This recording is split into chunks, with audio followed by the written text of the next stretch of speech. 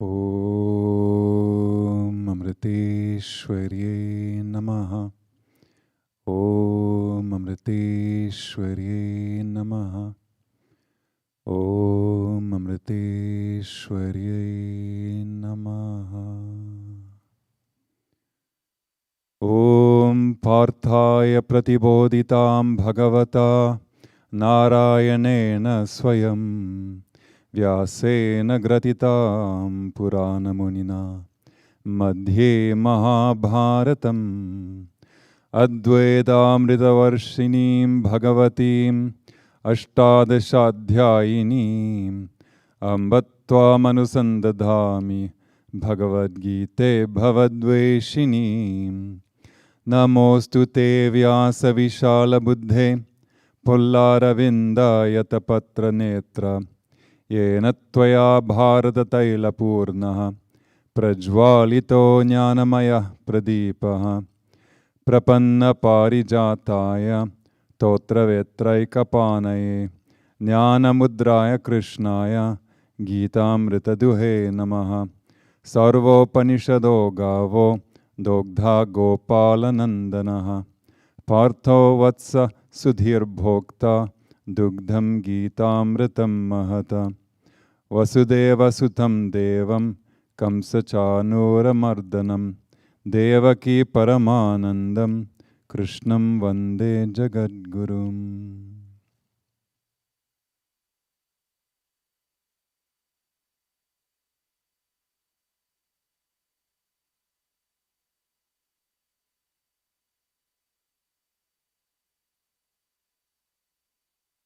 Om Amriteshwarye Namaha.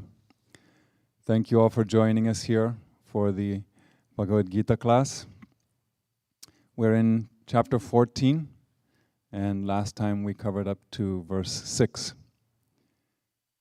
As a brief review, Krishna began the chapter by intimating that the main topic will be the same as that of the previous chapter. And then he used the subject of creation to demonstrate that everything in this universe is born out of the so-called association of Purusha and Prakriti. Purusha, if you remember, is the pure consciousness, and Prakriti is the inert matter of this whole universe. And it's a so-called association because actually there cannot be any association between the two. We covered that previously. You can watch the earlier classes to clarify. And that means that the entire creation is a mixture of Purusha and Prakriti, meaning that all beings are also a mixture of the two, of consciousness, the consciousness principle, and inert matter.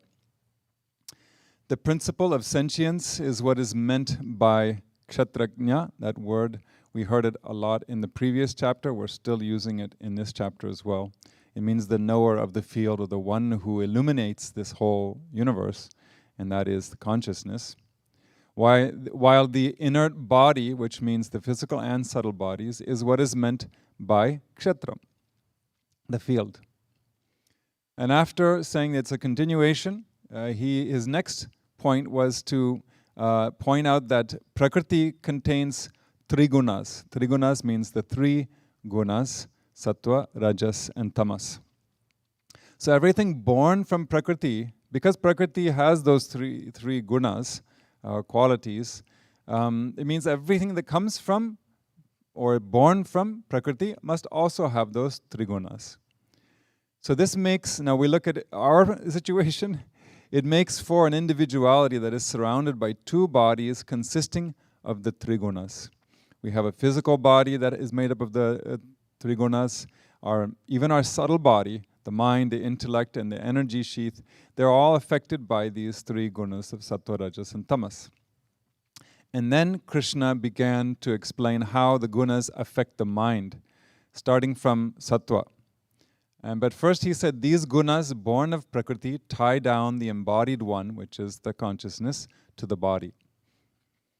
And after those introductory verses, Krishna explains in more detail, stating the nature of each guna, how they bind the kshatrajna, the consciousness, in different ways. They're not real. You cannot bind consciousness, but we get deluded, and our ignorance makes us feel that we are bound or in bondage.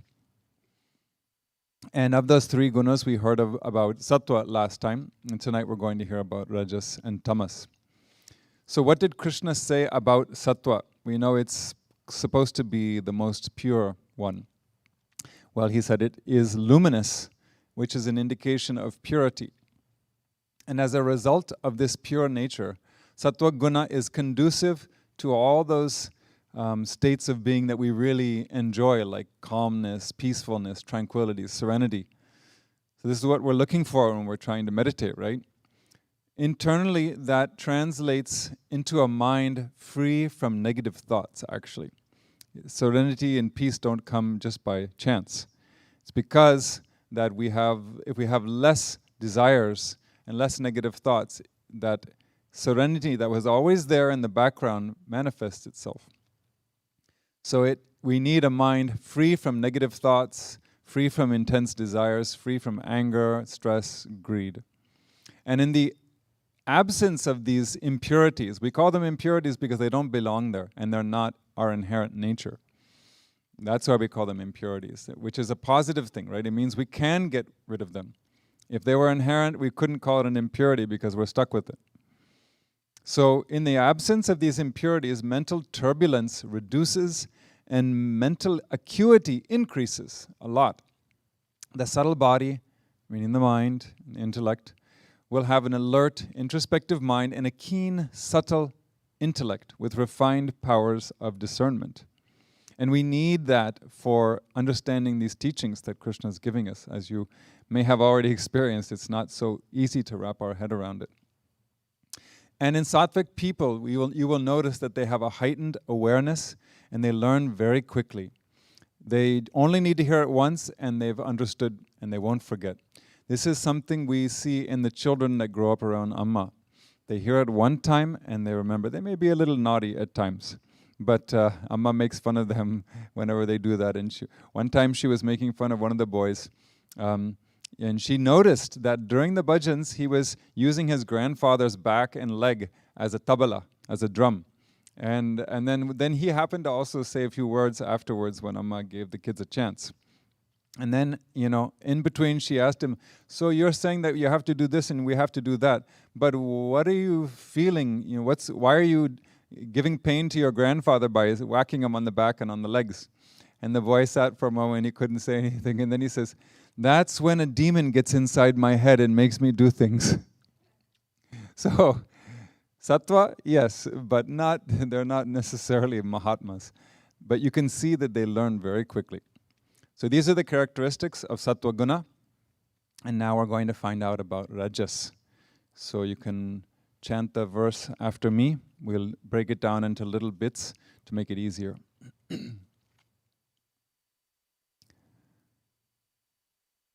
Rajo ragatmakam vidhi trishna sanga samudbhavam tannibadnati kaunteya karma sangena dehinam. I always take some liberties in editing the translation, so bear with me as I read it out to you. O son of Kunti, know rajas to be of the nature of passion, giving rise to craving and attachment. It binds the embodied one by attachment to action. And we can put in parentheses, and its fruit. So what I changed is I changed quality to nature, and cupidity, which is definitely antiquated English, is really craving, actually. Raga, we can use passion or craving or things like this. It has many meanings. And the embodied soul can be a little confusing for people who have English as their mother tongue. So we just make it the embodied one because it means dehi, which doesn't really have a direct reference to the word soul. And its fruit is not mentioned actually. So we are just putting that in parentheses because Shankaracharya does hint at that as well. That's the meaning, but it's not in the text actually. So here Krishna defines Rajoguna. When we say Rajas, we're talking about Rajoguna. The guna that is called Rajas. So we may not always say Rajas, we may say Rajoguna, Sattva-guna, Tamo-guna, like that. Just learn those versions of it as well, it'll help. So in its nature is desire. Shankaracharya says that passion, that same word, raga, has the property of coloring things, like ochre pigment. Now, why ochre? Probably because his disciples were the ones hearing what he was saying, and they were also renunciates. So this is, I mean, the traditional color that the sannyasis wear is a little different than this one, and it's called ochre color. So he's talking about that as a pigment that's coloring a piece of cloth. So just as color sticks to clothes, Rajoguna creates a tendency to stick to things due to a kind of liking that we have. And the desirous nature of Rajas leads to a mind full of two types of thoughts, which he mentions here, craving and attachment. So not only is Rajas desirous in nature, but it pushes us towards craving and attachment. And the inordinate craving to possess something is kama. So we have this craving, and then when it becomes beyond our control, then that's kind of more in the range of kama. Kama has many meanings, so we don't want to go into that right now. But in the case of the Gita, it's usually referred to as something bad. You know, we can also say that under the major category of kama, we have all kinds of things like enjoyment, arts, and music and everything. That, in that sense, also in astrology, it's all under the auspices of Venus. So it's not all bad, but here in this case, the context is that it's something out of control. It's like a freight train with no brakes, and so that's why it has a problem. It creates problems. As Krishna indicated in verse 37 of chapter 3, to Arjuna's question of why do we do things, bad things, even though we don't want to, Krishna says it is desire, it is anger, born of Rajoguna, all-consuming and most evil. Know this to be the enemy here on earth. Now that word, evil, comes from the root word papa in Sanskrit. And we can translate that more to be, because this Judeo-Christian background will make us feel this word evil, we take it a little bit too personally. But what it really means is it means malefic or malignant. So we have benign tumors and malignant tumors. Benign tumors, it's not such an emergency. The doctor may say, we'll watch and do it later. Maybe we don't even have to do surgery. But if it's malignant, it's urgent, right? So the same thing with desires, like an innocent desire to see a butterfly or watch the sunset or sunrise. These are innocent desires. They're benign, so to speak. But a lot of our desires are very malignant, and they're like cancers that need to be operated on immediately. So this is what he's talking about. It's when a desire goes out of control. And Shankaracharya says that craving means the longing for things not yet attained or acquired. And attachment is the mind's clinging to objects already obtained. In another combination of Vedantic terminology, we would call them yoga and kshema. So yoga is the craving part, and kshema is the preservation part. So we have this attachment to acquisition and preservation. So here's an example of how it might manifest in somebody's life. A young couple gets married, and they start renting an apartment after marriage, and they get attached to it. They have their own place. They're finally got their own place together. But they simultaneously have this plan to move to a house somewhere when they get the money, because they want a little more space, and they'd like to have a garage to park their new car in, instead of paying for a parking lot.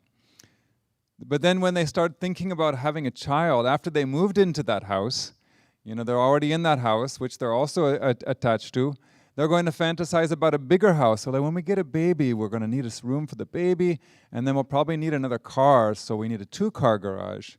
And so while they're attached to the one they have, they're also dreaming about the next one. So simultaneous craving and attachment is always going on in our life. But it's always only in one direction. We only think of bigger, better, and more. That is Rajasic behavior. This is how a Rajasic person thinks. When you look at a Sattvic person, on the other hand, they will always think of how to reduce or downsize because they have less desires. That's also why they are happier than most people, because they have less preconditions on their happiness.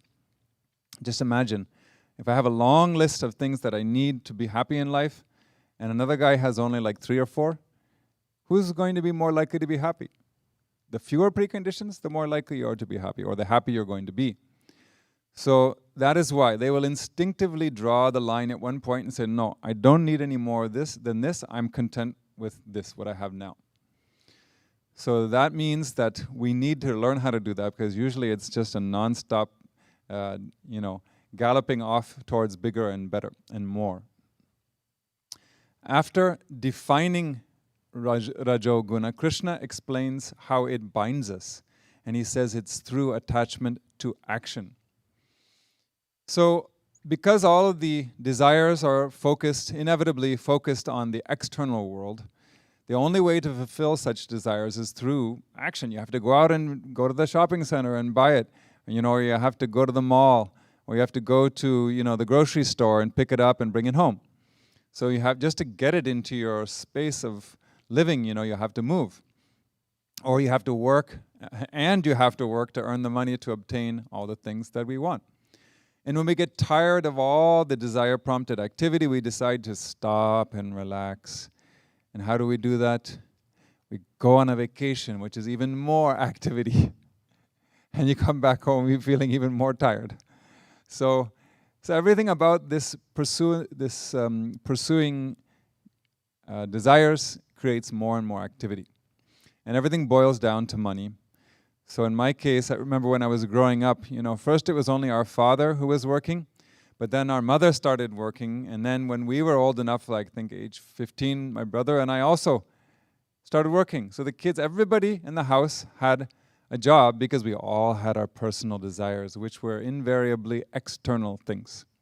So we became very busy in order to fulfill our desires. This is the pattern that everybody experiences. Shankaracharya says here that attachment to action means deep involvement in actions because they're aimed at goals that we have. And those goals can be tangible or intangible. Intangible goals would be things like status, respect, admiration, or avoiding criticism, avoiding disrespect, that kind of stuff. And the conclusion here is that the embodied one, the Kshatrajna, who is inherently Satchidananda, existence, knowledge, bliss, that entity becomes bound by desire. Now we cannot go to the next verse without a quote from Jnanadeva, because they're always so helpful. He says of Rajas, Rajas amuses the soul and keeps ever fresh and strong in him the desires for sense objects. This Rajas makes a minute entry and by the sense objects rides on the high wind of desires. Just as a sacrificial fire bursts into a mighty blaze when soaked with ghee and full of hot coals, in that way the desire for sense objects becomes wild. I think everybody can understand what he's talking about. Then the sense objects, even though mixed with misery, are felt to be sweet. After the fact, maybe 5-10 years later, we realized that was the stupidest thing. That was pain. It was not sweet, actually. But at the time, we are completely blind. He continues, he extends the scope of his dealings with extraordinary zeal to provide for tomorrow. not caring if all he possessed today were squandered that very day. As the strong wind blowing at the close of summer, he knows no rest and rushes through his business night and day. With such extraordinary haste, he rushes headlong into the fire of involvement, like Shankaracharya said, out of covetous longing for the enjoyment of sense objects. In this way, although entirely distinct from the body, the embodied one, the Dehi, becomes chained with the fetters of longing and desire, carrying a huge load of worldly dealings around his neck. Thus, the Dehi, the indweller, is tied down by the dreadful bondage of Rajoguna. After hearing that explanation, for at least for a few minutes, you'll probably be thinking to yourself, I'm not going to do that anymore.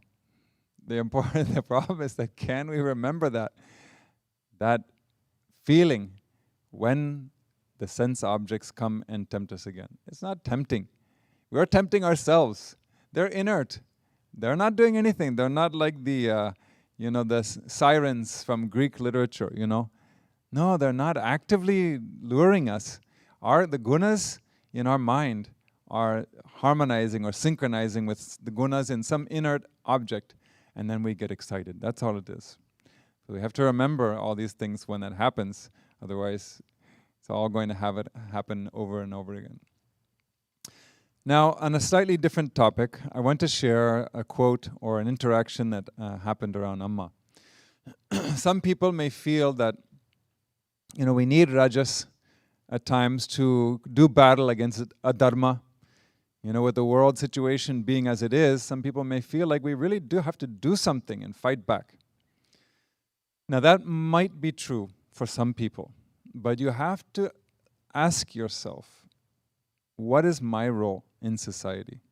What should I be pursuing at this time? And this is what happened around Amma. A very long time ago, one of the brahmacharis asked Amma, so he's a renunciate living in the ashram a long time ago, so that's the context. He said, shouldn't we fight against the injustice in the world? Amma responded, son, that is the work for people endowed with rajasic qualities, not for a seeker of truth. Do not see the faults and defects of the world. Our goal is God realization. After attaining that, we can make the world good in accordance with God's instructions.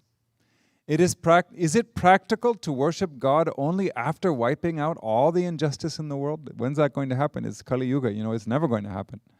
It's that story that Amma says, someone says they're going to swim in the ocean and all the waves are gone. It's not going to happen. And then she talked about the effect of food on the mind from the standpoint of rajas. Because somebody asked her, why do we have to control our diet? And Amma said it's very important to do so.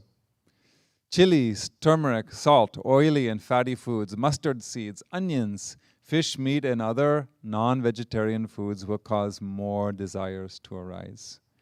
These are all rajasic foods that will aggravate anger, passion, and other such tendencies. Now, don't take this too personally, because she's talking to a renunciate.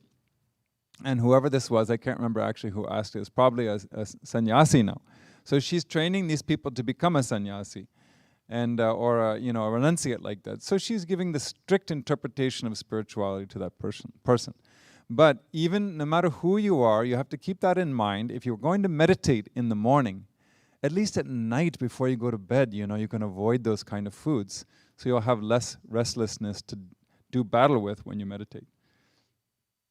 It helps for strategizing, that's what I'm saying.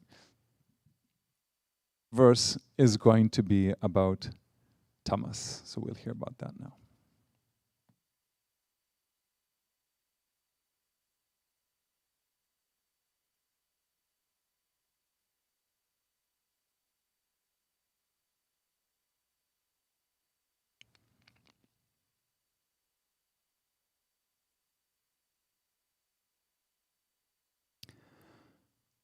Tamastvajnana jam vidhi mohanam sarvadehinam pramadalasya nidrabhihi tannibadnati bharata.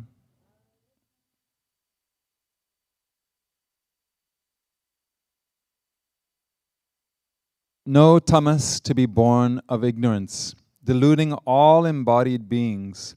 It binds, O Arjuna, through carelessness, indolence, and sleep.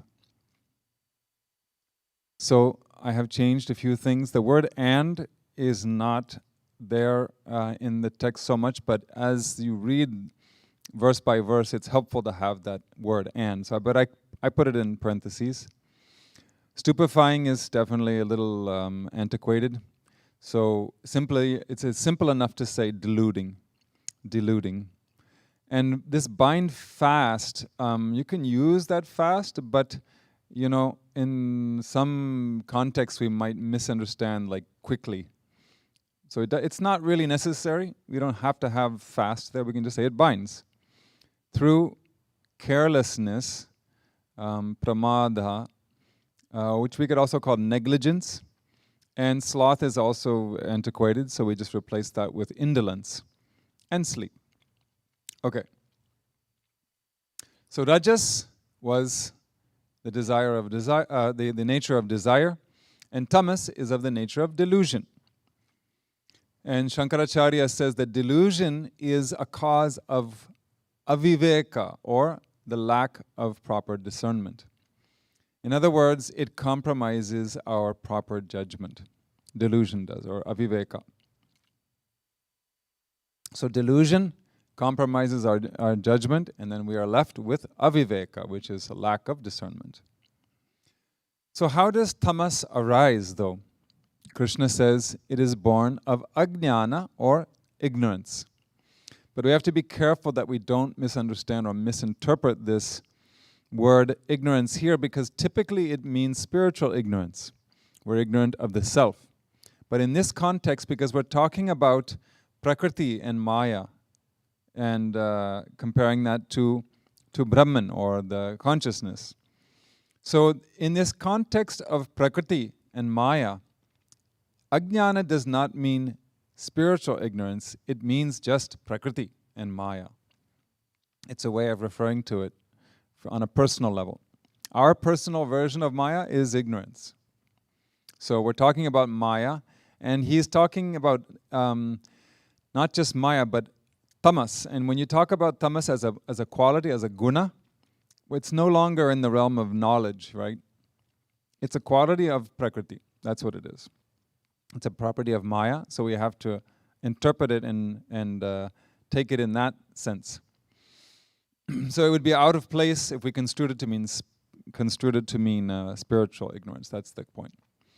And that actually applies to all three of the gunas. They are born of ignorance. It's not just tamas that is born of ignorance, because all three of them are gunas that belong to maya. So now how does that tamo guna bind us? I'm going to say us. I don't want it to sound like a third person thing. We're all bound. And he says through carelessness, or what we could call, because the word that Amma uses more frequently is ashraddha, the opposite of shraddha. So through ashraddha, indolence, which is lethargy, laziness, and sleep. Tamas strengthens these three negative tendencies. So when tamoguna increases, there will be more and more negligence in everything we do. We won't be able to do our tasks properly. I can attest to that from my personal experience. It was quite a while ago when Amma was still flying from city to city during the summer tour, and we had just finished Amma had just finished the LA program, and we were on our way to Dallas. And we had a stopover, which was, unusual. And I think it was probably in Phoenix or something like that. And so because it was after Devi Baba all night, everybody's really tired. And if you get on the plane, you see it's all Amma devotees and they're all fast asleep the whole flight because they didn't get any sleep. I was also very tamasic at the moment because of the little bit of sleep deprivation. And but when we were reaching the stopover point, I thought to myself, what if the gate is really far away? And because we had a really tight transfer. And I was thinking, we can't tell Amma to run to the gate, right? So maybe I should run to the gate ahead of her and keep the gate open, if it's far away. And so then, as we landed and we got to the gate, I was, I had to wait for everybody to get off. So I looked on my phone and I found the gate. And I thought, okay, well, I'm going to be smart. I'm going to get off and I'm going to find where that gate is. And I'm going to run there if it's far away and then make sure they don't close the gate before Amma gets there. And I was kind of happy with myself that I thought of that. So we got off the plane and I went straight to that map. I kind of wiggled my way to the front of the plane, actually, as I was trying to get off. And worst thing, it was like that gate that I found on my phone was so far away. So I just, without thinking anything, I grabbed my bag and I just started sprinting over there. And people were looking at me like I was like a madman. I was wearing my orange robes then, not these. And the guys are like, why is this orange guy running through the airport, maybe he's a criminal because he's wearing something that looks like that. He's trying to evade the police. And then I finally got to that gate. And I was so happy because I could see the plane was still there and the people were still at the gate. And so I went up to the counter and I said, this is the flight to Dallas, right? And he's like, what do you mean? I said, this is gate such and so. And he said, yeah. And then he said, the Dallas flight is a different gate, it changed. And then I thought, I didn't even look at the screen to check whether, it's always the gates. The gates are, the latest information is in the terminal. But I was relying on some app or something like that. And then so I said, what's the gate number? And he said this. And I said, I just turned around and ran that direction. And I was like, this looks like a familiar scenery that I just ran through, I think. And I finally got to the gate, and Amma and everybody was sitting there already.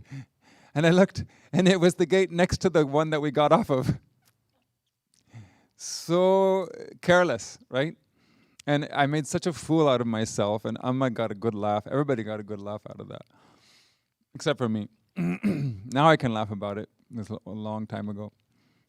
So forgetfulness is another symptom of tamas.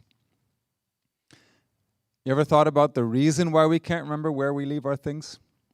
It's because we were careless when we put it down. Our mind was somewhere else, not in the present moment, and we were not aware of what we were doing at the time.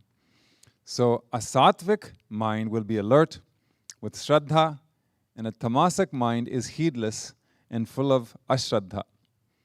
So sometimes what I do, if I'm feeling tired and I'm putting down something and I don't want to forget, I just kind of give myself a little knock on the head, don't forget.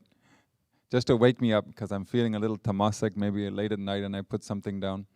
So anything to make me remember. So tamas is also the indolence some people feel these days due to the COVID effect. You may have felt like that at one point or another over the past year and a half. They just feel they feel like they don't want to do anything. That's what it is. But if that feeling of not wanting to do anything, if that comes as a result of a person's own nature, then what you will see is they will do anything to avoid doing things or taking any kind of responsibility. And in extreme cases, they may even stop bathing and their house will become full of garbage. I've seen this on the news in Japan. There's people, probably in the US also, but it's a well-known social problem in Japan at least, where the people don't want to come out of the house, they don't want to meet anybody, they just hide inside in the house, and if they're adults and they live alone, that's what happens. Okay, what does Jnanadev have to say about tamas or tamoguna? That which dims the vision of common sense, that which is the dark cloud of the night of infatuation, that which makes one feel strong attachment to ignorance, that which has deluded the universe, making it dance in activity, that which is a jug of wine in the form of stupidity. All that is tamas. And with its skill, it entangles the egoistic body owner. It renders the organs dull, the mind foolish, and strengthens indolence. Then the being begins to turn and twist his body, feeling aversion for any kind of work. And there ensues an abundance of yawning. He cannot see anything with his eyes, even though they are open. A stone slab falling on one of its sides does not move to any other. In that way, once rolled up in lethargy, he cannot unroll himself. The earth might sink low into the nether regions, or heavens might crash down upon him, yet he does not feel like getting up. If on occasion he is forced to work, he becomes blind with rage. He doesn't even know how to conduct himself and with whom to talk and what to talk about, and cannot ascertain if a certain action is possible or impossible. Just as a moth entertaining the ambition of putting out a wildfire with its little wings, in that way he becomes prepared to run risks and audaciously takes up tasks that could not or should not be done. In short, he likes to do thoughtless actions. In this way, tamas fetters the attributeless and pure soul with a triple braided bondage in the form of sleep, indolence, and wrong actions. Who would consciously enter into such a state? We don't do it consciously, that's the problem. When we get in a state like that, I think everybody can identify with at least one of the points he just made, right? Sometimes we feel like at least one of those qualities, but it's because we got in there unconsciously. And Yanadev also has some classic commentary regarding sleep. He, feeling drowsy and sleepy, cannot recollect what is proper or improper, only feeling a great liking for remaining in a rolling position. He's just rolling back and forth in the bed. He raises his palms and rests his cheeks on them and uses his legs as supporting cushions, and he is so very fond of slumber that he considers deep sleep superior to heavenly bliss. So that's what a tamasic person is like. And we're all like that at one time or another. But we are bound to sleep at that time. And tamas makes us indolent and makes us do wrong actions. So such a person, and when we are in such a mood, we won't be interested in inner purification. We will not be interested in Vedanta, and we will not be interested in the Gita at all. And that is why people who are very tamasic are firmly rooted in samsara. It'll take some time. So of these three types of people, naturally sattva is the best. But it'll never be really 100% of sattva. There will be some rajas and tamas mixed in as well. So there may be a tendency to judge other people, to get upset when things aren't just so, or we might get frustrated if someone questions what we're doing, even if we have some sattva. So these kind of tendencies also become attachment. So even predominantly sattvic people, they are still bound by these attachments, although it's not the worst kind of attachment there could be. But the result is that they won't be able to reach the goal. We won't be able to reach the goal if we cling to that sattvic feeling that we want everything to be a certain way. And rajasic people are ruled by the pendulum of desire and miserliness. They want to keep everything to themselves. And they're always engaged in acquisition, preservation, preservation. But they're never engaged in the pursuit of liberation. The tamasic person will not acquire any inner purity because he doesn't pursue it. He won't be interested in going to see a Sadguru, nor will he ponder the meaning of life or the goal of life at all. So in sum, he or she wastes this human birth which was so difficult to attain.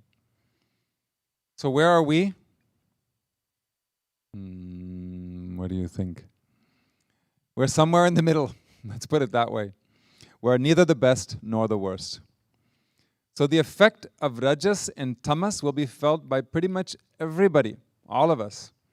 Don't think you're exempt from either one. And in the case of early morning meditation, we know that the main enemy is tamas because it is sleep. That's why one of the brahmacharis asked Amma, actually I have a few quotes to see of Amma's talking about meditation. One of the brahmacharis said, Amma, lately I feel very sleepy during meditation. What can I do? You want to know what Amma had to say? I think we all want to know, but after you hear what she says, you might rethink it. But we have to hear it because we need to hear it. Run a while in the morning, son. Give exercise to the body. Rajas will drive away tamas. And if we don't do any physical work, the vata, pitta, and kapha, which are the three doshas of Ayurveda, they will increase in us, making us feel too sleepy to meditate. Then Amma laughed and said, God will give a lot of trouble in the end to those who are lazy, too lazy to work. So, when Amma says something like that, that tells us that this person must have had a laziness streak in him. So that's why Amma says these things. Now, to another person who asked almost exactly the same question, Amma answered a little bit differently. She said, son, if you feel sleepy when you meditate, chant your mantra, moving your lips. If you have a mala, like a rosary, hold it close to your heart and chant. That will help you remain alert. And when you sit for meditation, your spine must be straight. Only laziness makes you want to slouch. If you feel sleepy in spite of all this, stand up and chant your mantra. And don't lean on anything when you stand. When you lean on something, your mind gets attached to that comfort. That goes also for leaning on people. You get that comfort of getting that help from that person all the time, and then when they're gone, there's pain. There'll always be pain. In the initial stages of meditation, all tamasic qualities will surface. This is still Amma's words. All tamasic qualities will surface in the initial stages of meditation. If you are vigilant, these will vanish eventually. Only if you have real laksha bodha or intent on the goal can you dispel drowsiness. And here Amma has something to say about tamasic food. She says, like she said before, the food we eat will influence our character, so don't eat food cooked on the previous day because it is tamasic. So we might say, well, I don't want to throw it away. It's like there was extra food, so throwing it away is a sin, right? Well, what I think Amma would say is you were not careful enough when you made the food.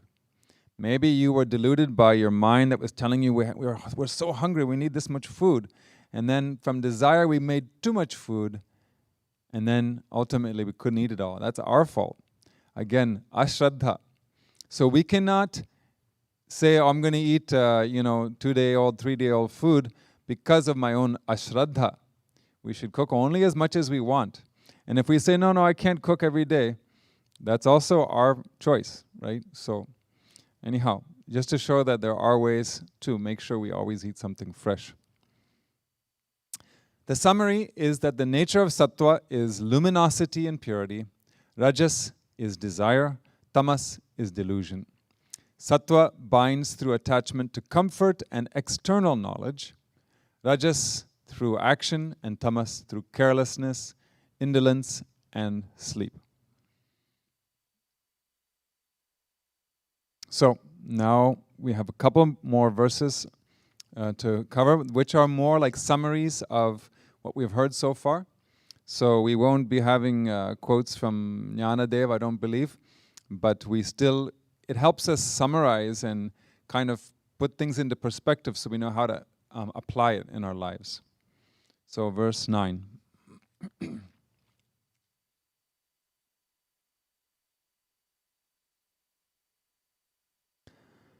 Sattvam sukhe sanjayati raja karmani bharata jnanam avritya tu tamaha pramade sanjayatyuta.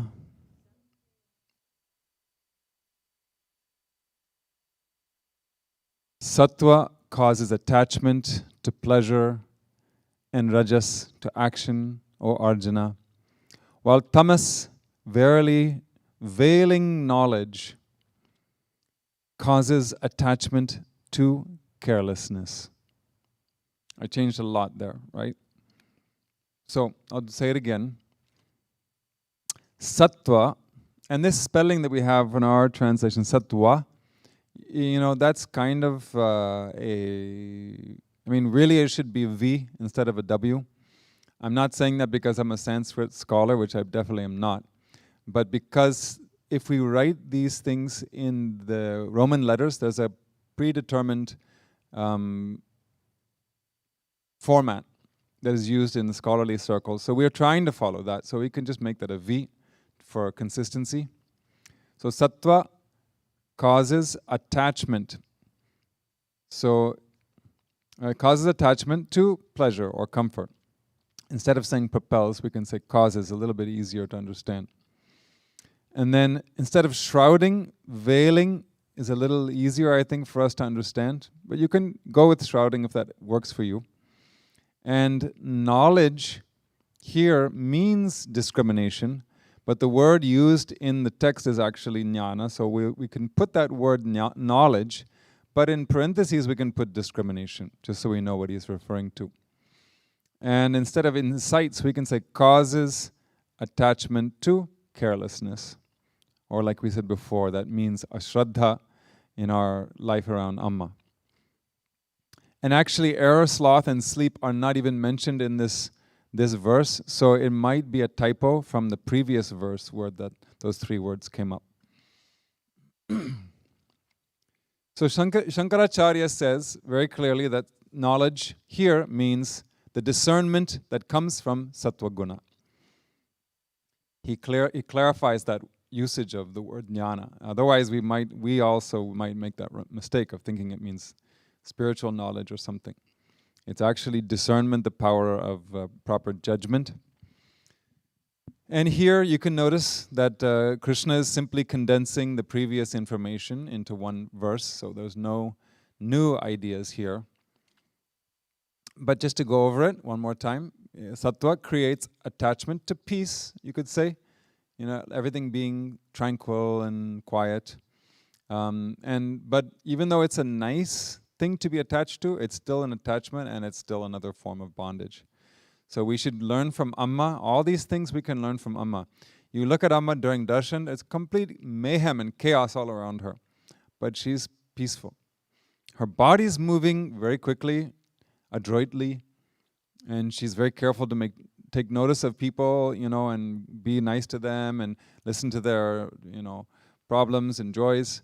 But inside, you can tell that she's completely still. Every once in a while, you'll just catch a glimpse of her eyes. And she's just she's looking through everything. It's not affecting her at all. So, attachment to the peace for us is usually not an internal thing. It's an external thing. Because we still depend on our, external circumstances for things like peace and quiet. But from the relative standpoint, sattva is at least better than tamas, right? We can say, well, at least I'm not tamasic. But from the Vedantic standpoint, anything that keeps us from feeling peace all the time is a limitation. And that's why we have to avoid it. So traveling with Amma always, puts us in a lot of awkward positions and difficult situations, because Amma's ready to undertake those, for helping people. She will squeeze everything into a short period of time, short period of days.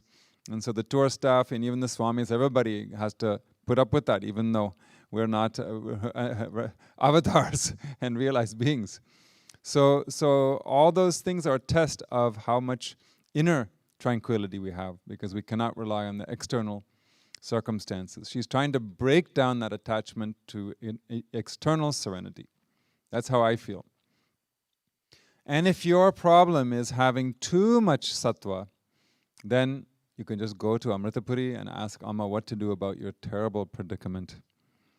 Because you cannot transcend sattva. You have a 99.99%, but I'm still stuck, Amma. I cannot help you because I definitely don't have that much sattva. You have to ask Amma for help with your overabundance of sattva if that's your only problem. I don't think anybody has that problem now, though. So about carelessness, that word, pramada, I think is what it was called. Shankaracharya says it is the failure to perform one's proper duty, kartavyam. So what, for us, what is that duty that we have? As seekers, the one word that, like we said before also, over and over again, it is Shraddha. If there's one thing Amma expects of her children, it would be Shraddha in everything we do. So for a seeker, dereliction in our duties would be things like wasting time without regret. Sometimes we may do it by mistake, but some people do it without any regret at all. Gossiping, useless talk, squandering money, things like this, things that could be avoided. These are all examples of us being careless. That's the tamas in us.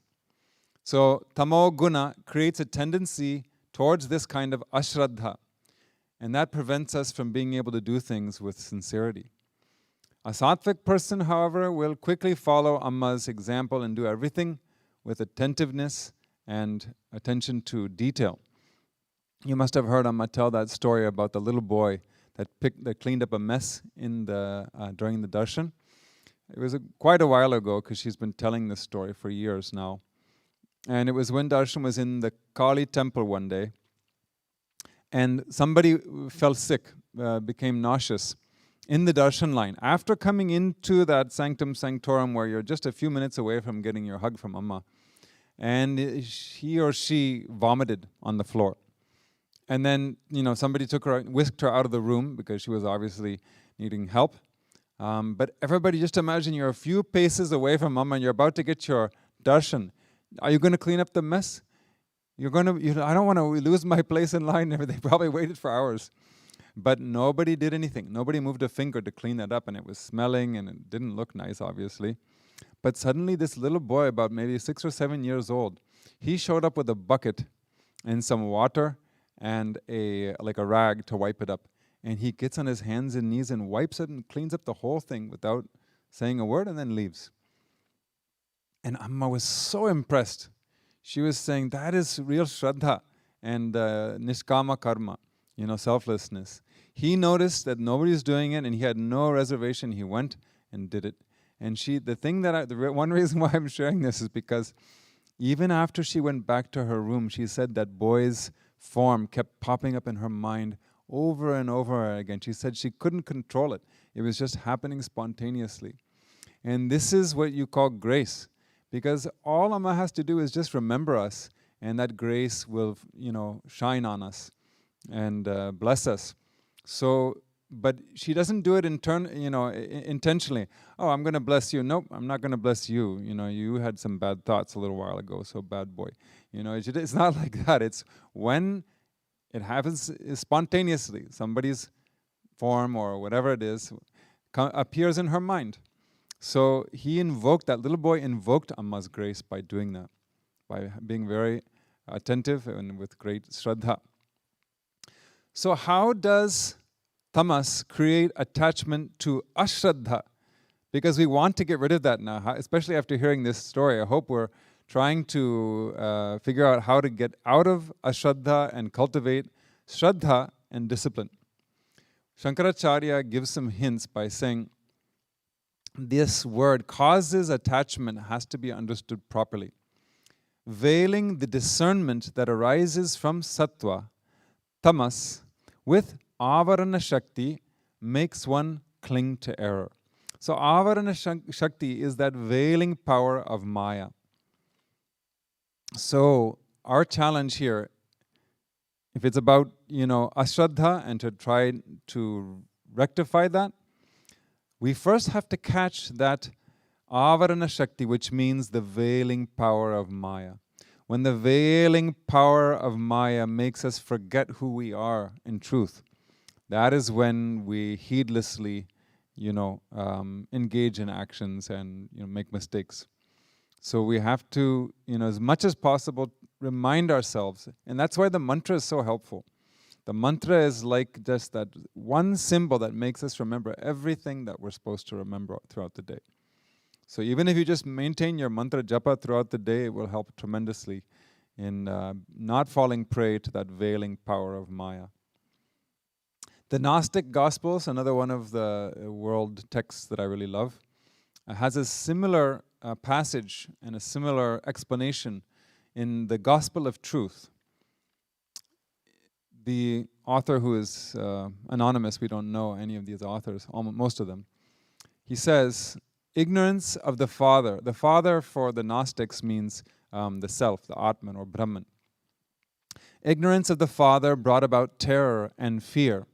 Fear is a manifestation of tamas.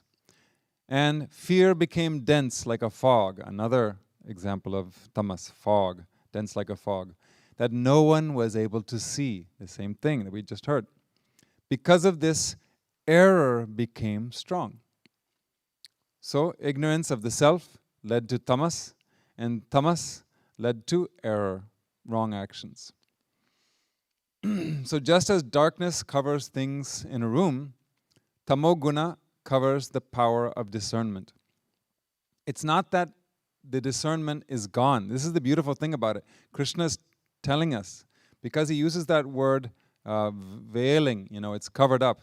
That means that it's only temporary. If you remove the veil, anybody can become sattvic with proper judgment. So everybody has that potential power. It's just a question of how obscured it has become. So as Amma's devotees or disciples, our duty is to surrender to Amma, to the Satguru, and follow her guidance in order to clear away all that obstruction and enable the discerning power to shine. That is the response to tamas for us. One more verse. Verse 10.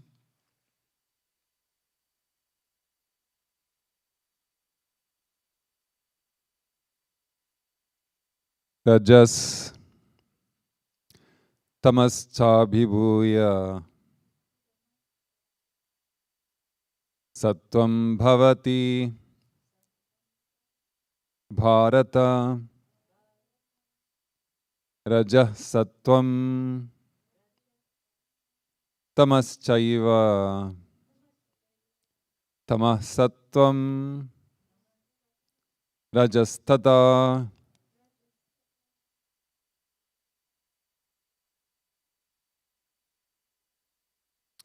Sattva arises, O Arjuna, overpowering Rajas and Tamas. Likewise, Rajas over Sattva and Tamas over Sattva and Rajas. I didn't change anything, I don't think. It's a fairly simple verse, so it didn't need much clarification. So when I look at this verse, it reminds me of something we were taught during the scriptural classes in Puri a long time ago. The Swami, who was teaching the classes, explained to us the symbolism behind the sacred ash and the sandalwood paste and the red dot, the red powder kumkum. He explained what that symbolizes and why we put them in which order. So I like to share that with you because it helped me at the time. It may help you as well. So the sacred ash, sometimes we do it with 3 fingers like that. It is symbolic of tamas, tamoguna, because it's burnt wood, or actually probably usually burnt cow manure, which is considered to be special. Believe it or not, those of you who don't know that, you might be surprised, but there's a whole explanation for that. I won't go into it. But the point is that it is sacred ash, but it is also ash, which is the remnants of something, so they call it tamas. Then we put the sandalwood paste here in the middle, and it covers up part of the sacred ash which is applied horizontally. And that represents sattva, because the sandalwood paste has that cooling and soothing effect to it. So it's a sattvic quality. And then that bright red powder that we put here in the middle of it sometimes is called kumkum. That represents rajas. So the idea is that when we apply the sacred ash or vibhuti, bhasmam, we should use that as an opportunity to remember that this body is also going to be reduced to ashes one day, so I should not get attached to it. And it also recognizes the fact that we have a lot of tamas in us, and that we started life with tamas. As babies, we couldn't even control our bodily functions. We were sleeping all the time, and we haven't shaken off that tamas fully, even as an adult. And then, but in order to dispel that tamoguna or tamas, we need sattva, and so we apply the sandalwood paste on top of that. And obviously, wherever you put the sandalwood paste, you can no longer see the sacred ash. So that shows, that symbolizes that when there is sattva, then it dispels or covers up the tamas, overpowers the tamas. But sattva doesn't mean that you just sit around doing nothing. It means you have pure-hearted qualities like compassion and universal love. And that will invariably propel us towards selfless actions, desireless actions. And that means it's still action. So that is rajo guna. And we symbolize that by putting the dot on top of the sandalwood paste. Now, the important thing to understand from this is that rajas by itself is dangerous. But when it is rooted or based on sattva, purity, then it's okay. Because the inner purity is guiding that active energy so it doesn't cause harm to others or ourselves. That's why it comes at the end, not at the beginning or second. It comes last because that shows that it is rooted in purity, sattva. So in this verse, I mean, that process I just explained is basically what Krishna is explaining in this verse, and how one or another guna becomes dominant. This also becomes the explanation of how a person becomes sattvic, rajasic, or tamasic. All three gunas are inherent in our individuality, which, remember, that includes the body and the subtle body, physical body and the subtle body. And one commentator compares these three gunas to three sides of a triangle. When one side of the triangle is placed in the forefront, the other two sides invariably become invisible. You cannot see them. Right? It's not a 3D, it's a 2D one, okay? So understand that part. So same is with the trigunas. If sattva is predominant, then the other two are hidden from view or not so dominant. Shankaracharya says here, when sattva increases, it subjugates both rajas and tamas, becoming dominant. Then it can produce its own effects, which are knowledge, happiness, etc. But when rajas is similarly dominant, it produces its effects like activity and craving. And when tamas is dominant, it produces its effects, which is obscuring of knowledge, etc. And as we said before, sattva being the best of the three, if we're stuck with one, we want to be stuck with sattva for the time being. And then eventually we want to transcend it. But at least sattva is more conducive to moksha. That's the only benefit of being, identified with any of the gunas. So moksha will be expedited when sattva is predominant, because the more sattva guna there is, the easier it is to grasp the subtle spiritual teachings like the ones that started in the previous chapter. This section of the Gita is very subtle. And it takes a really clear mind to let it sink in. I'm sure a lot of you may have fallen asleep already while watching this video. But it's subtle. It's not that it's boring. It's that our mind doesn't have enough sattva to be able to follow all these ideas. I also struggle. Don't think I'm immune. So, and sattva is needed not only to grasp the teachings, but more importantly to assimilate them. Practicing them is even more difficult. Doesn't matter what kind of family you're born into or what kind of work you do or, your place in society, whatever. All that matters is that your mind is sattvic. So for those who feel like, oh, I was not born in the right family, etc., it's not like that at all. And naturally, the family atmosphere and work culture surrounding us can have an effect on our mind. And to that degree, those factors are also important, but they're not the final determining factor. You have Amma in your life, so we have no excuse for not pursuing sattva.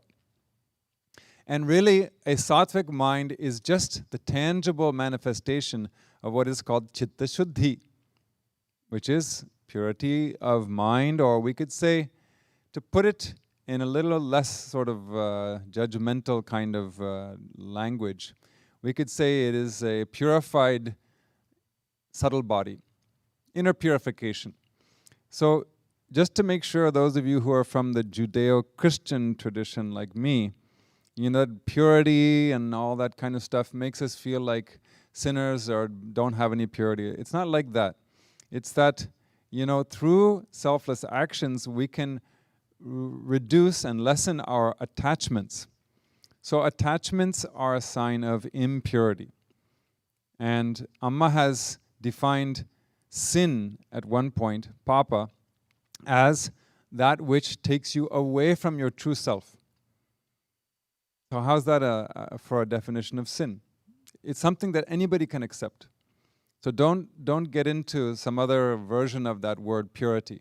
It's not that you never have any bad thoughts. It means you're actively trying to reduce all your attachments. That's enough. Just be sincere about it.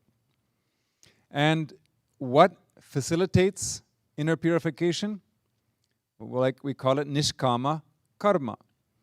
Selfless or non-desired prompted activity. Selfless action is the simpler version of it. So that nishkama karma is a combination of right attitude and right actions. Your attitude is the sattva in your mind, and doing the proper action is the rajas of the body. It's following the instructions of the mind, of the intellect, we could say, the viveka shakti, the power of discernment. So like I said, that activity of rajas has to be rooted in a sattvic foundation. That means a mind that is at least somewhat sattvic. I know it's difficult in the beginning. Once we start doing something, we get really identified with it, and then we get our whole mind, everything becomes rajasic. But over time, we gradually learn how to do that properly. But the main thing is that when something happens when we're trying to, do selfless actions, seva, or some kind of volunteer work, or just see your whole life as an offering, situations will arise. And we have to catch ourselves before we react negatively. And if we don't catch ourselves, we have to reflect on that and see, how can I avoid having such reactions? How can I not respond to it more positively? Because the circumstances are the litmus test of how successful we are at our efforts towards selfless service. And I can just tell you one more story that happened a while back, but just showed me that my mind was totally in the wrong place, and only Amma was there to save me. It was, maybe 26 years ago when Amma came to Tokyo. In 1995, I was, helping with the translation the first 20 years of Amma's programs, and typically because there was no one else to do it, we didn't have anybody. And so we would get the, English version of it, because at that time I didn't know a bit of Malayalam. And we would get that, little by little, and it was always kind of down to the wire. So we would just get it, and then we would translate it, and then get more and translate it into Japanese. And I had the help of a professional translator that year, which was great. On the first day, she helped quite a lot, I think if I remember correctly. The second day, the content was just so much, it just kept coming more and more, and she got so stressed out that she got sick. She went in the bathroom and she got sick, and then she says, "I'm sorry, I have to go home. I just can't do this anymore." And I felt sorry for her, and I said, okay. And then, of course, I didn't argue with her. But then I was left all alone. And I must confess that on some subconscious level, that kind of gave me an ego boost. Because, I can deal with this. Your average person can't handle the pressure, but I can handle it. I'm good. I can do it by myself. And so I finally got everything compiled. And actually what happened was that we ran out of time, or I ran out of time, and to translate. So I just thought, well, all I have to do is type in the English. Then I just print it out, and then what I can do is I can just look at the English and talk in Japanese, which is something that I do, but could do it a little bit better back then, I think. Anyhow, I got everything ready, and I finally typed in everything, and it was about 10 minutes until Amma was going to come to the hall, and I said, okay, great. Now I just print it out and run to the stage. Wouldn't you know it? You print the first page, and in the middle of the first page, the ink runs out. It was a weekend, no shops are open. I was dead in the water. All I had was 15, 20 scraps of paper scribbled in my own handwriting, and nothing printed. So I completely blew my top. I completely just panicked. And I had no choice. I had to go there because Amma's going to come to the hall, and I was supposed to be the one presenting the satsang in Japanese. So I just went down there, and I felt like now I'm going to be, executed. And I was on the stage just sweating buckets and feeling so restless, whereas everybody in the hall was chanting, Om Amriteshwarye Namaha. So peaceful. I was probably the only person there who felt like he just wanted to just dig a hole and jump into it. So Amma comes in, and I'm sitting on the stage. I'm waiting for her to come on the stage, and she sits down, and I sit down, and she turns to me, and she looks at me, and she says, "Satsang okay?" And then and you know what happened? It was like her facial expression that was so radiant, and her eyes shining, and the smile, it was just so innocuous that I thought, I'm not doing this. If I got all panicked because I thought I'm going to do it. Amma's going to have to talk through me because I can't, just have all these scraps of paper. And you know what? I can't even remember what I said that night. I have no recollection at all.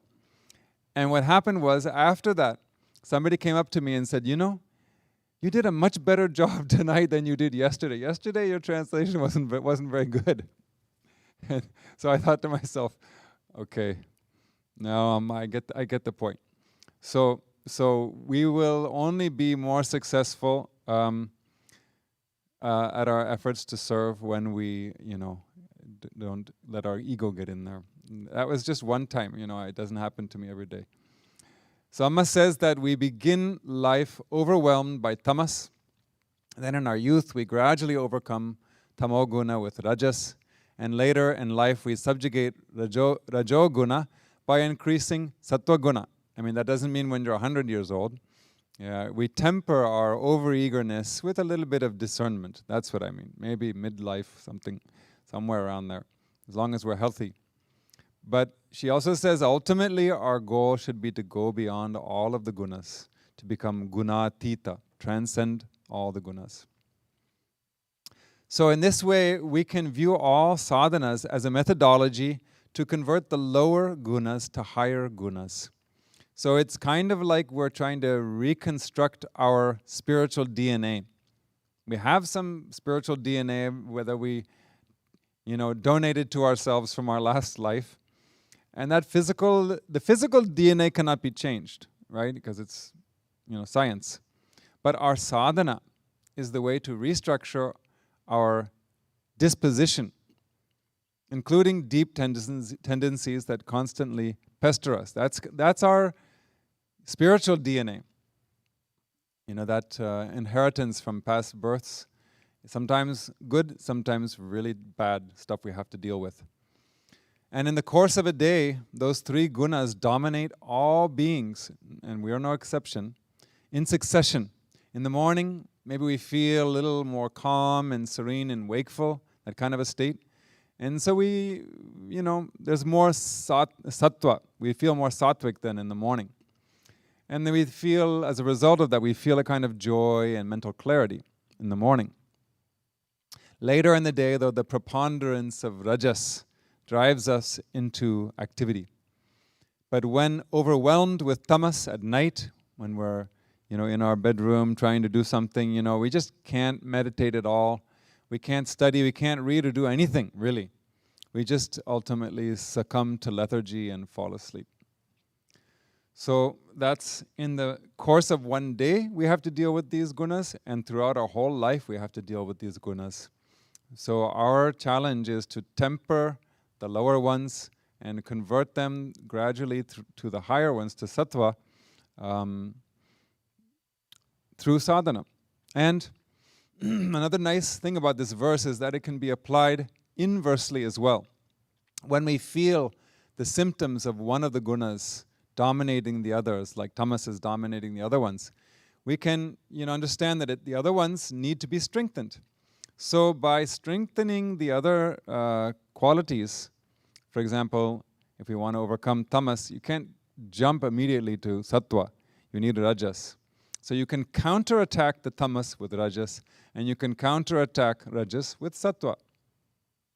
So these are some strategic points that we can keep in mind in our daily life, in our sadhana life, to how to apply these teachings that Krishna is giving us. And in the next verses, we're going to learn more about those indications or indicators of which guna is dominating or being dominant at this time. We need to get those cues so we know how to counterattack. And that we will find out about next time, next week. I wanted to leave some time because I missed the questions last time. And so now I'm going to address those to the best of my ability. We have a few because they are, there's some from last week also.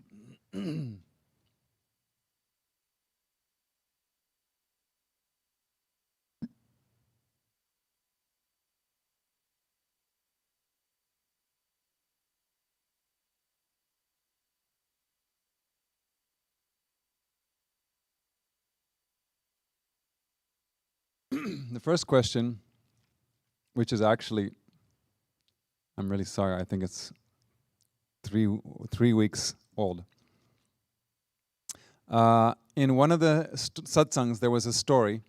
A guy was running away from animals and fell into a well. He was caught by a branch and down in the well, etc., etc. And Amma made some points during that talk. And this person wanted to know what the 3 points were. But I tried my best and I couldn't find any record of those 3 points. With the passage of time, I also am not so clear about what those points were, so I'm sorry, I'm not going to be able to address those. I just thought you should know that I tried to get that answer for you, but I failed. I'm sorry. In one of the classes, you, meaning me, mentioned Amma is evaluating us. Maybe that might have been the retreat with Swamiji. Yeah, because this is around that time. She might mean Big Swamiji, Swami Amrit Swarupanandaji. Either way, somebody mentioned Amma is evaluating us. Could you please explain a little more? What is expected of our attitude, actions during the evaluation period? Interesting. All right, well, I can't quite remember saying that myself. I might have said it. But this is how I look at it. She's not like evaluating us like a, the teacher when you're driving a car and then he or she is like making marks on the paper while you're driving. It's not like that. She's observing us. The guru always observes first.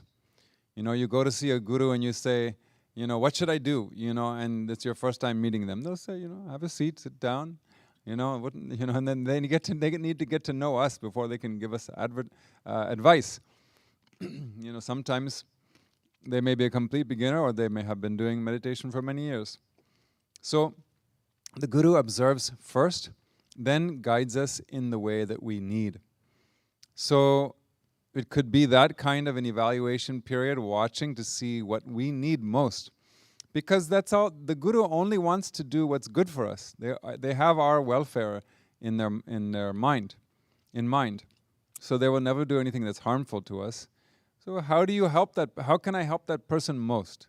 That's the observation period that I can understand. So at that time, the only thing that's expected of us is to be sincere. Don't put on airs, because that's not going to fool them anyhow.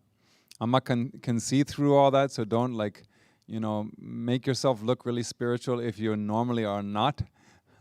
So just be honest. Tell Amma, what your problems are, what your hang-ups are, and then be like an open book. We already are an open book to her, but it's important for us to actually recognize that and behave in that way.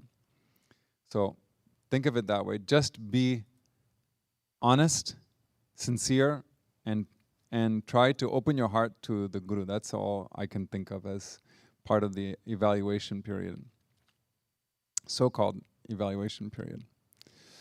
The next question is, if we need a subtle mind to understand the scriptures and the depth of Amma's teachings, then we must do a lot of sadhana and seva to help us.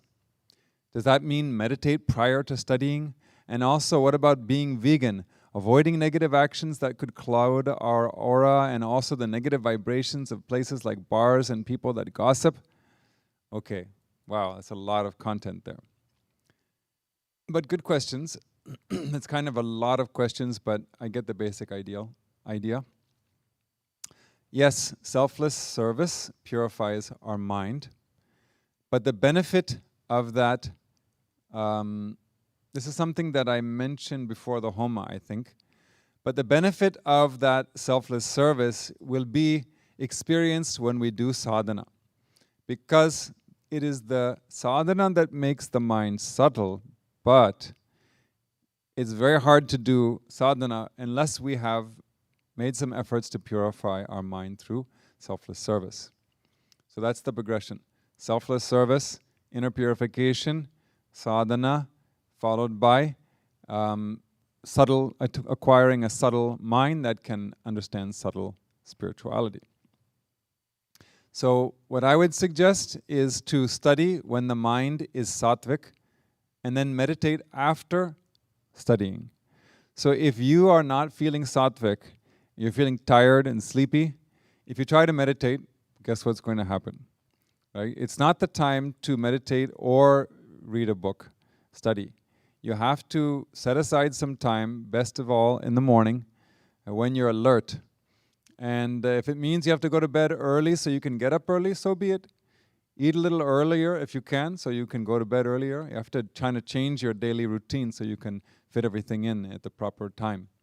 And when you come home from work, or if you end your work when you're working at home, if you can take a moment to just sort of change your mood by going for a walk or something, and you can shift gears to a little more sattvic feeling, then you might be able to meditate, or you might be able to do some spiritual studies and meditate afterwards. It's always good to meditate after you study something like scriptures, because you will be able to inculcate them, to assimilate them more readily after you have studied. And when you meditate, it's an opportunity to just dwell on that truth for some time. As I said earlier, diet is also a really important factor. It has a huge effect on our spiritual life. So you have to look into that, and whatever way that is possible for you. It may be fasting, it may be changing your diet, what kind of foods. So that's up to you. But definitely control of diet is, like Amma said, is really important. And certainly avoiding distracting activities and places. That's definitely, I highly recommend that. If you have a habit of going to distract places like, I don't know where, it would be.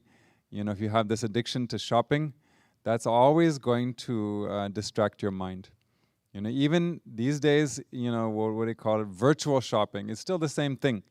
Because you go on to Amazon or something to buy one thing and you end up with like 10 things in the cart or something. And then when they come and you're waiting for them to come and then you open them and you play with them, it's just all a big distraction. So things like that, definitely we should try to reduce or at least contain. And gossip is always a really big energy drain, and it's always detrimental to our spiritual growth. Amma has talked about it. She made all the brahmacharis and brahmacharinis write in a journal every day, in a diary every day, how much time did they spend in worthless talk, unnecessary talk.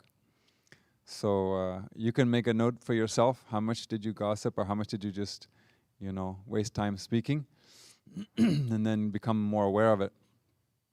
And places where there are a lot of people, not just people per se, but also people with desires in their mind.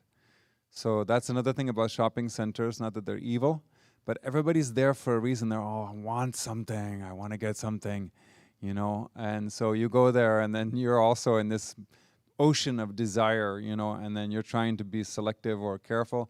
It's going to affect you. So if you have to shop, maybe shop when everybody's not like, greedily eyeing all the things, so you can make the right choices. Okay, next question. During Amrita Live webcasts, I have heard a couple of brahmacharis make reference to Amma saying the ego is what we create. They don't have the exact quote, but that's what they understand. I have been seeing everything as God, as supreme consciousness, as Amma. And for me, that includes the ego, all my thoughts, words, deeds, mind, intellect, and body. I see God as creating ego. Can you help me understand what Amma is saying about us creating ego? If everything is supreme consciousness, how can we be creating ego? Okay, the most important point about this question is that it's a wrong question. Now, why do we call a question wrong? Generally, all questions are accepted, but when they are wrong, if they have the wrong reasoning, we have to point that out. The reason why this is wrong is because it's mixing Dvaita and Advaita. We do not address questions, I'm going to try to address it anyhow, but normally we don't address questions that mix duality and non-duality. It's either from the standpoint of duality or it's not. It's from the standpoint of oneness. So, as soon as we use that word, ego, ahankara, it is assuming we are in the context of Dvaita. Now, when you say supreme consciousness, everything is supreme consciousness, you're talking from the level of non-duality, Advaita, Vedanta. So if you are going to talk about supreme consciousness, there's no place for the ego. But what you have to understand is that that is not our actual experience. It is a theoretical discussion. It is not an experiential truth. If it is your experience, then you are God realized, and you don't need to watch this class anymore. You can just be in bliss all the time. So if we're confused, that shows that we are not God realized, because God realized people don't have confusion. So it means that talking about supreme consciousness is an objective discussion. It's not a subjective experience. So we can talk about things theoretically, which means we can engage in a discussion about Advaita, non-duality, or we have to come to the level of our general everyday experience, which is Dvaita, duality. And there we have ego, we have doership, we have this feeling this is mine, right? We cannot say we don't have those. We have those, and that is basically the feeling that never goes away throughout the day, unfortunately. So, one or the other. But having said that, I will say a few things. The ego, what Amma says is the ego is the only thing that we create, but only in the sense that it is our own wrong perception. It's not like God has an ego. It's not like Amma has an ego. Those who are ignorant, those who do not know the self, whoever they are, they have an ego. Okay? And like you say, we should all try to see everything as God, as the supreme consciousness. That's true, we should try to. But that requires right understanding. In order to see this whole universe as supreme consciousness, we need the proper understanding. And we cannot just say we're going to see everything as Amma without understanding how we got here in the first place, how we started misperceiving things in the first place. This is what Krishna is trying to teach us in this chapter, how we got into this fix, because it's through wrong perception. And we have wrong perception. So long as we have wrong perception, we're not going to have right knowledge. That makes sense, right? If your vision is wrong, your knowledge is going to be wrong. So this is what this section is all about. It's to rectify our vision and make us see things properly so that we can know properly. And once we know properly, then the ego will disappear. That's fine. That's the conclusion of it. Retraining ourselves to see the world in the right way, including the ego. That is the only way to see the ego properly as an illusion. It is an illusion. It doesn't actually exist, but we won't experience that until we have right knowledge. It has existence on the experiential level. The ego does. That's why I'm saying that we can't just deny its existence.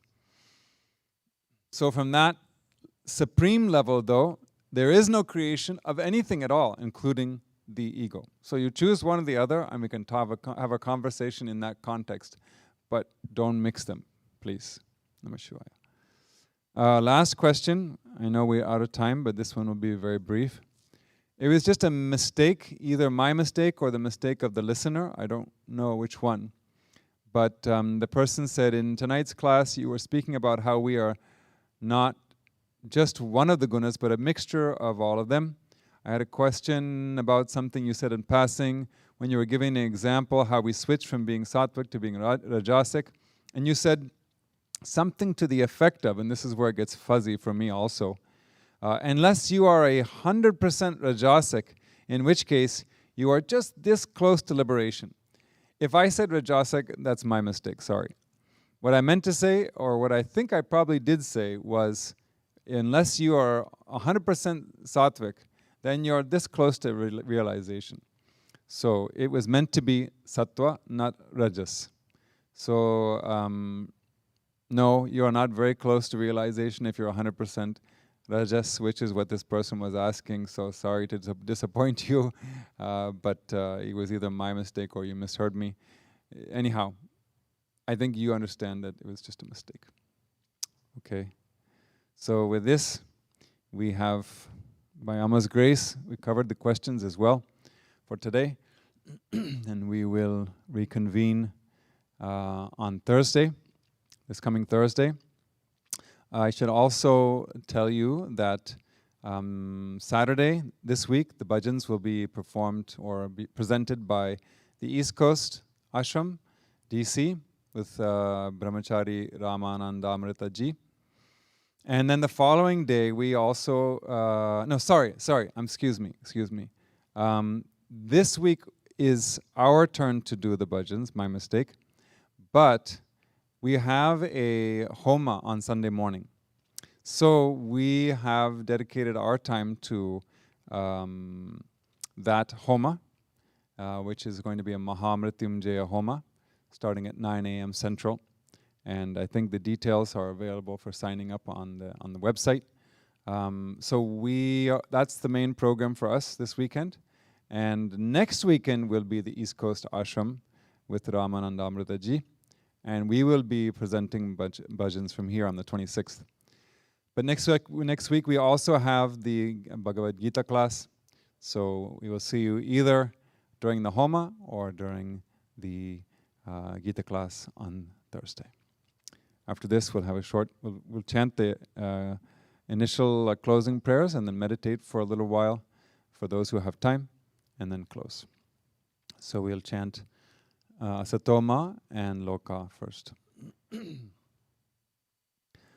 Om Asatoma Sadgamaya Tamasoma Jyotirgamaya Mrityorma Amritam Gamaya Om Shanti Shanti Shantihi Om Lokaha Samastaha Sukhino Bhavantu Lokaha Samastaha Sukhino Bhavantu Lokaha Samastaha Sukhino Bhavantu Om Shanti Shanti Shantihi Om Shri Gurubhyo Namaha Harihi Om.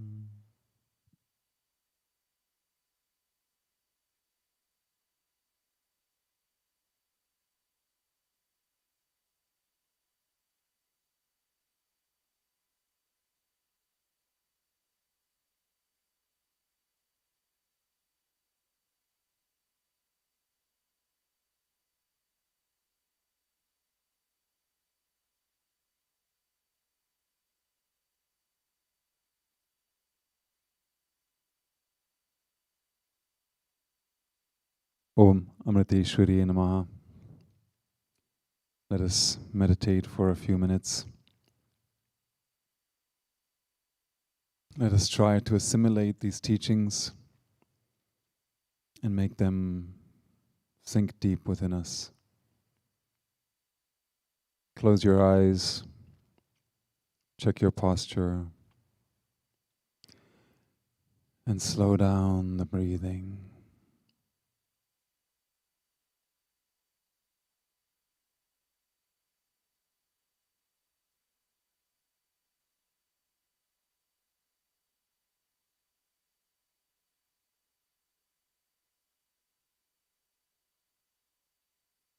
Feel the body and mind relax deeper and deeper with each inhalation and exhalation.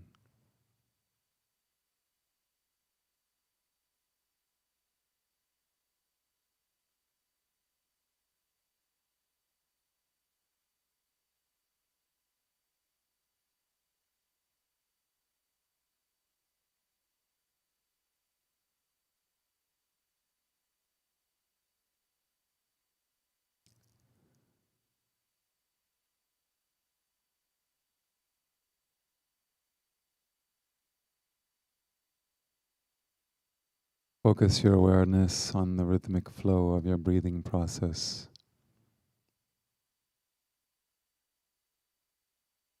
As before, try to just witness it.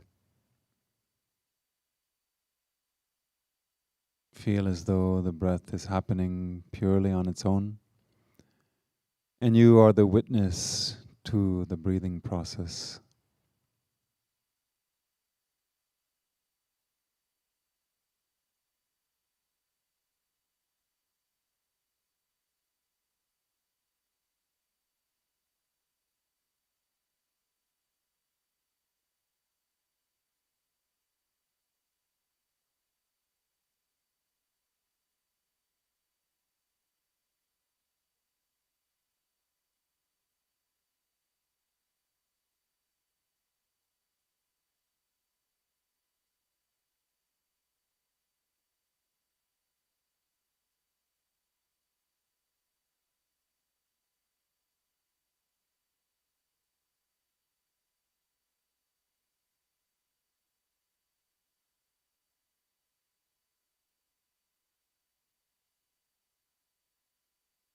when the breath becomes even, deep,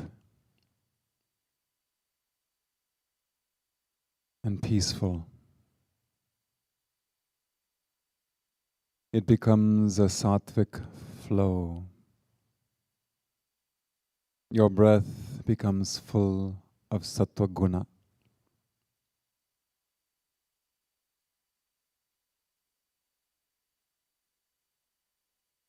With an awareness of the sattvic flow of the breath, feel pure energy coming in with each inhalation.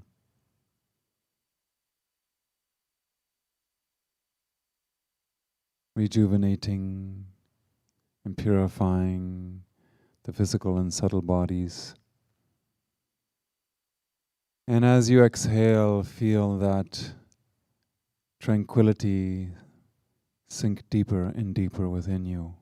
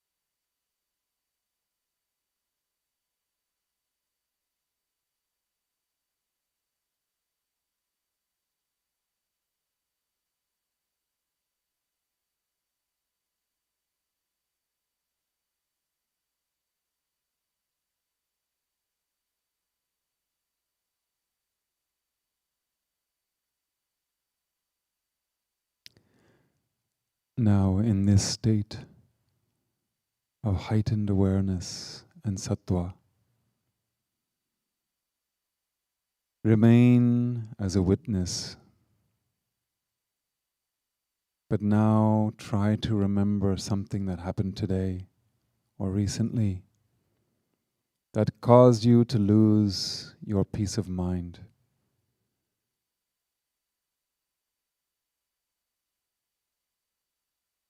Something that made your mind rajasic or tamasic. Remember that as a witness.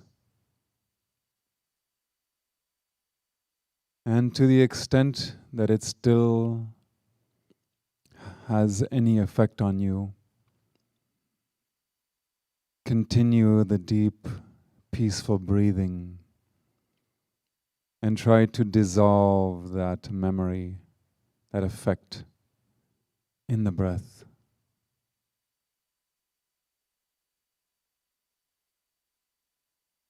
That recollection of a rajasic moment or a tamasic moment should be washed away in the peaceful and sattvic flow of the breath.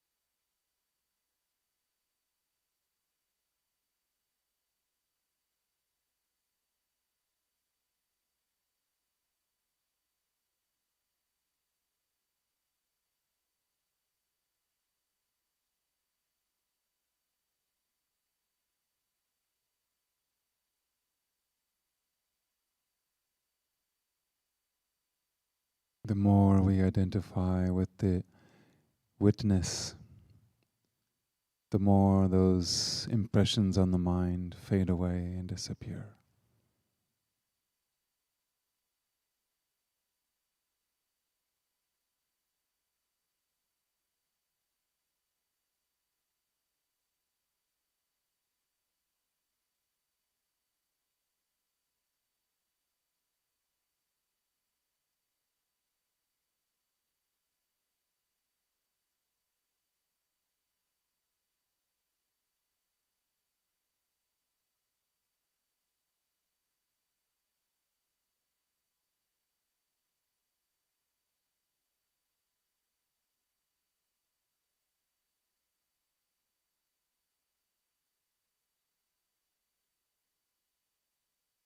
Now let us close the meditation with one more prayer, Purnamada. Take a deep breath.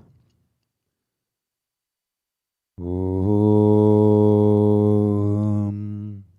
Purnamada Purnamidam Purnad Purnamudachyate Purnasya Purnamadhaya Purnameva Vashishyate.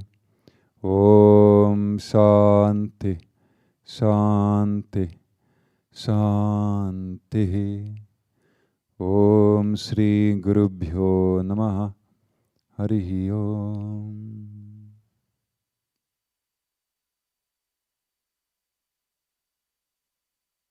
One more long deep breath. And as you exhale, you can slowly open your eyes.